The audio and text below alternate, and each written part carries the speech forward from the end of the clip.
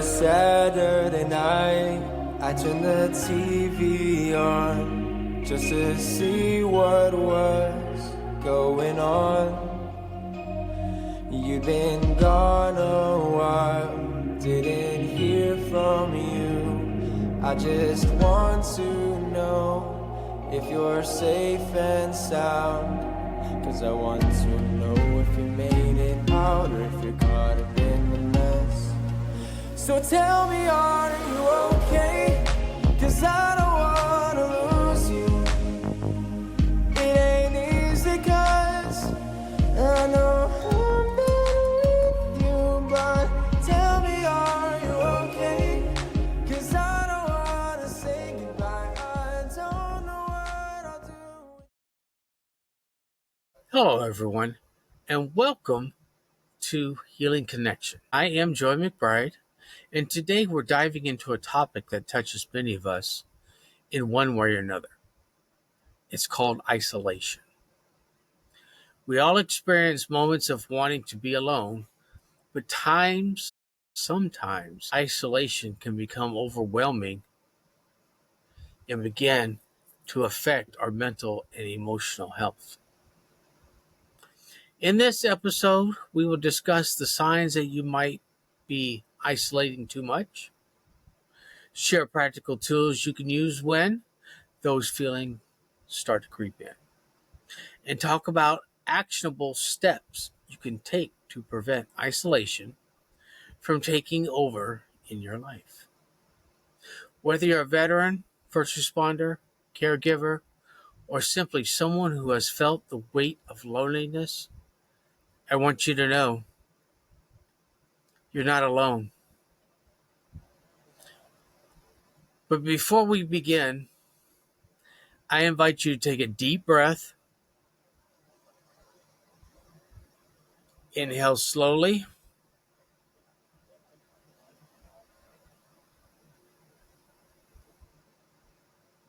And exhale slowly.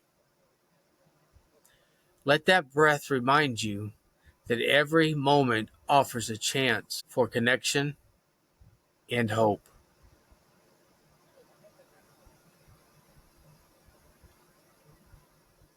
Now let's get started. Recognizing the signs of isolation. Isolation can be a substitute at first, but sometimes we might not even realize we're slipping into patterns that keep us disconnected from people and activities that give us energy and support. So, what are some of the signs you might be isolating too much? Here are some signs to watch for. Social withdrawal. Are you canceling plans, avoiding phone calls, or feeling uneasy when invited to social gatherings? Excessive loneliness. Do you often feel like there's a void even when you're around others? Good question. Lack of interest.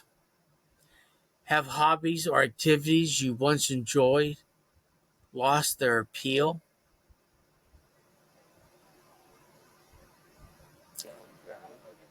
Increasing anxiety or depression.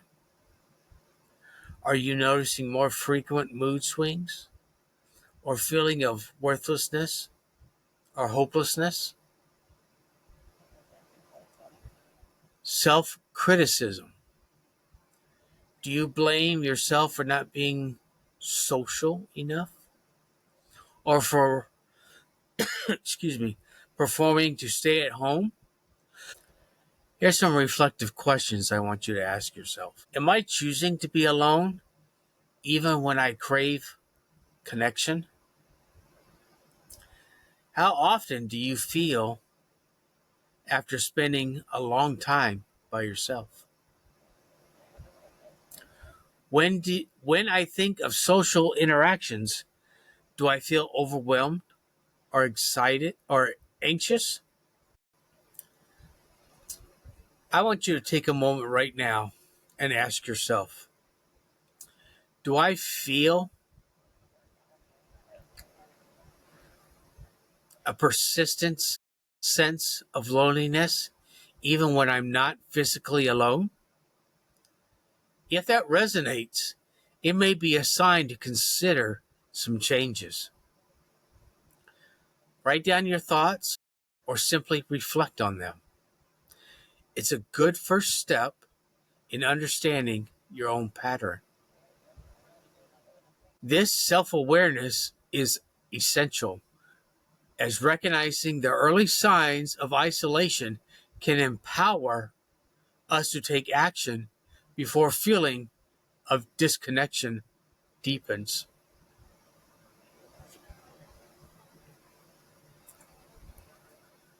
Tools for coping when you feel isolated. Once you start noticing these signs, the next step is knowing what to do when feeling of isolation becomes overwhelming for you. Here are some practical tools and techniques that can help you along the way. Grounding techniques. The 5, 4, 3, 2, 1 technique. When you're feeling isolated, take a moment to focus on your senses. I want you to name 5 things you can see, 4 things you can touch, 3 things you can hear, 2 things you can smell, and 1 thing you can taste. Now, I understand on the 4 things, find something, whether it's your pocket, keys, wallet, phone. That's almost 4 things right there that you can touch. And when it comes to 1 thing that you can taste, maybe take a drink, maybe take a swallow, maybe take a bite of something. That's something that you've done. These exercises can bring you into the present moment. Mindfulness and deep breathing. Deep breathing. Try the 4-7-8 breathing method. Inhale for 4 seconds. Hold for 7.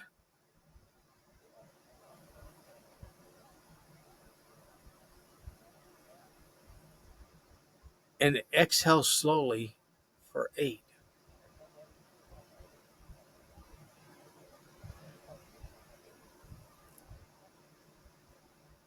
If you need to repeat this several times to calm your mind, then so do it. You can pause and do that so you're not missing anything, and then come right back. Mindful meditation. Even a 5-minute meditation session using apps like Headspace or Calm can help you shift your focus from solitude to inner balance.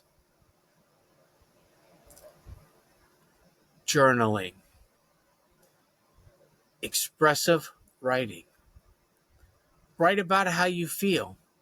Sometimes putting your emotions on paper can help you better understand and manage them better. Ask yourself, what triggered my feelings of isolation today? And what small step can I take to feel more connected? Reaching out. Connect with others. Sometimes the simplest of ways to break isolation is to reach out. Send a message or schedule a call with a friend or family member, even if it feels hard. If you can't talk, send a text. That's another easiest way you could do it. Or an email. Send an email and see what response you get. Same thing with the text. But just don't leave it hanging. Find out what's going on. Ask them if they've got a moment to come back and talk with you. And set up a time. or you can do it within the next minute or two. Support networks. Look for online communities or local groups where you can share your experiences. Many veterans, first responders, and caregivers have even found solitude in specializing support groups.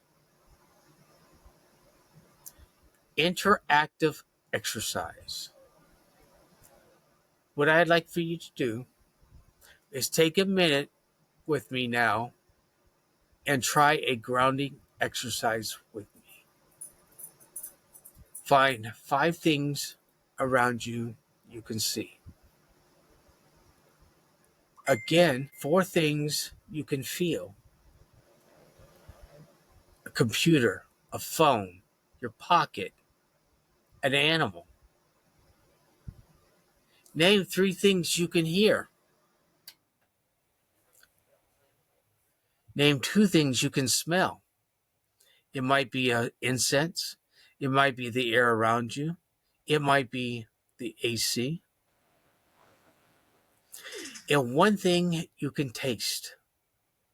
Like I said, take a drink of something, take a nibble on something, swallow something you can taste.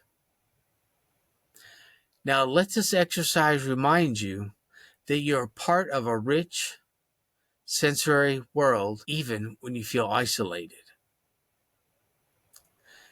These tools can help you center in moments when isolation feels overwhelming, providing a bridge to re-engage with life.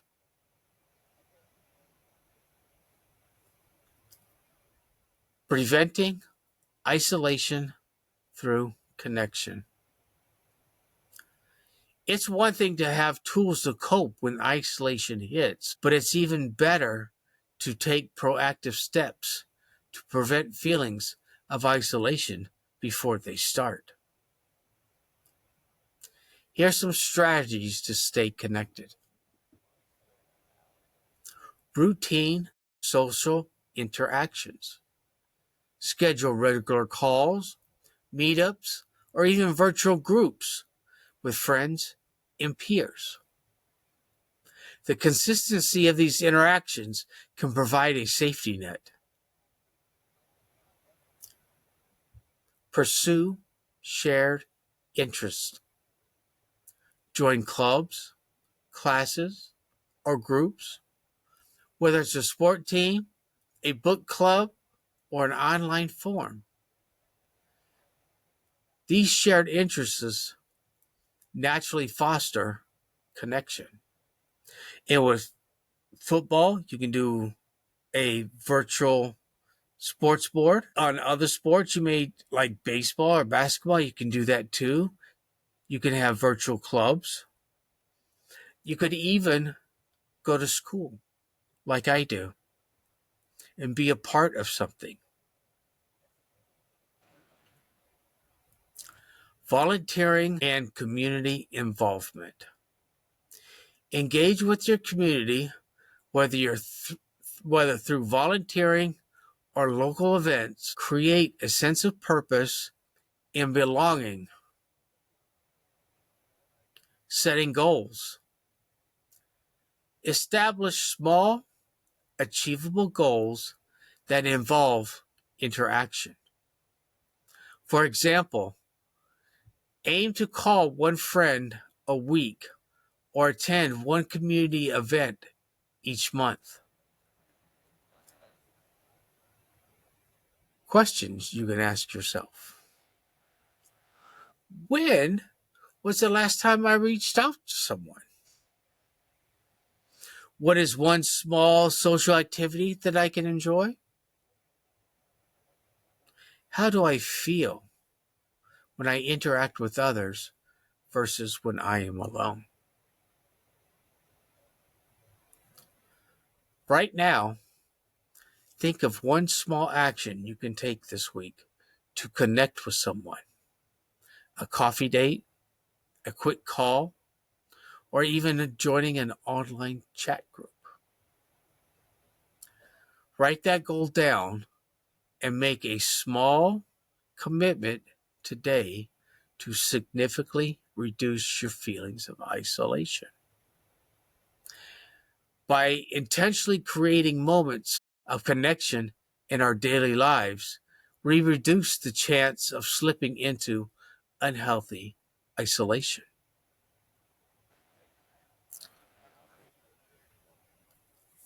How about overcoming isolation? Finding hope and building a resilience. Let's talk about hope. It might feel like an isolation is an insurmountable barrier, but there's always hope for change. Overcoming isolation is about building resilience step by step. Here are some ways to overcome isolation: self reflection and growth. Regularly ask yourself, am I feeling connected? What do I need right now? This reflective practice can help you stay alert to changes in your mood and behavior. Embrace imperfection. Understand that it's okay to have days off. Sometimes you just need to reach out, even if it's small. You don't have to be perfect all the time. We are not made perfectly. So please, don't beat yourself up if you didn't have a perfect day, or you didn't have a perfect conversation, or things didn't come out the way you intended. It's okay. Make the change. Walk through it. Small things make big improvements. Professional support. If isolation starts to feel too overwhelming, consider reaching out to a mental health professional or counselor. Therapy provides a safe space to explore and understand these feelings. Yes, don't worry about what people say about going to a counselor or whatever. What the heck ever. Go. That is another outreach for you. You're taking care of yourself. You're not being isolated, and you're talking to someone. It doesn't have to always be about what's bugging you. It can be just about daily life, daily struggles. Take that. Go find some help. There's nothing wrong in it. I know because I do it myself. Reminders of your value. Affirm your importance in writing down positive affirmations. Remind yourself, I matter, I'm capable of connection, and I deserve to be heard and seen. There's always hope out there, and even every small step you take to reconnect with others is a victory. Remember, you're not alone in feeling this way. Many face similar challenges and have found pathways to reconnect again. Yes, just going to a counselor, just going there, driving there, is a small victory. When you get done talking, it's a small victory. When you go sit away or outside somewhere where it's comfortable, it's a small victory. Achieving a paper in school, it's a small victory. It doesn't matter what it is, they all count. And please remember that. You do not have to make big improvements to gain a victory.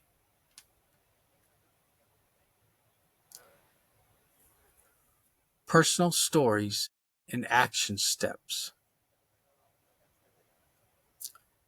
Now, I want to share a brief story from members of our community who have overcome isolation.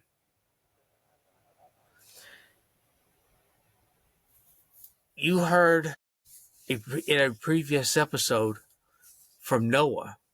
Noah talked about isolation a lot, his own personal isolation. I know I was in a personal isolation myself for many years because I did not go seek help until it was almost too late. And when I did, I didn't know what to do. I didn't know how people would look at me. I didn't know how people would treat me. So I stayed to myself.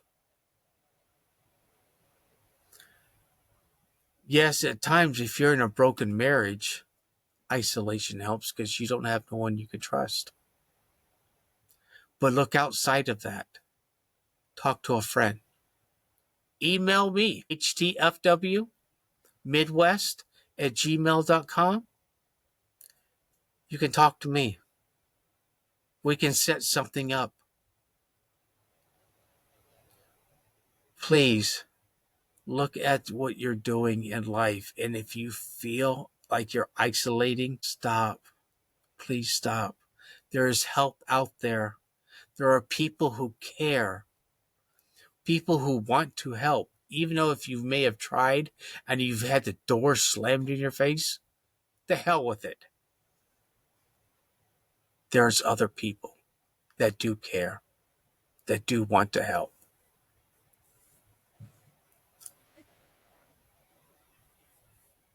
These stories remind us that isolation can be broken through intentional action. Whether it's reaching out to an old friend, joining a support group, or even simply stepping outside for a walk in a community park. Everyday actions count. How about some action steps for today? Choose one tool from today's discussion, whether it's the 5, 4, 3, 2, 1 exercise, a deep breathing exercise, or a social goal, and committing to it and using it this week. Ask yourself a reflective question. Do I feel connected right now? What is one way I can reach out to somebody this week? If you're feeling particularly overwhelmed and don't know what to do, remember, you can text 988 for free. It's confidential. It's there when you need it the most. Nobody's going to come breaking down your door just because you texted them and you needed somebody to talk to. They're there for you. And again, that's another victory in your book. Keep up. Keep on. And like I said earlier, if you need some help or need someone to talk to, email me, htfwmidwest@gmail.com. I will try my best to help you in any way that I can. Remember, every effort is a step forward towards a more connected and fulfilling life.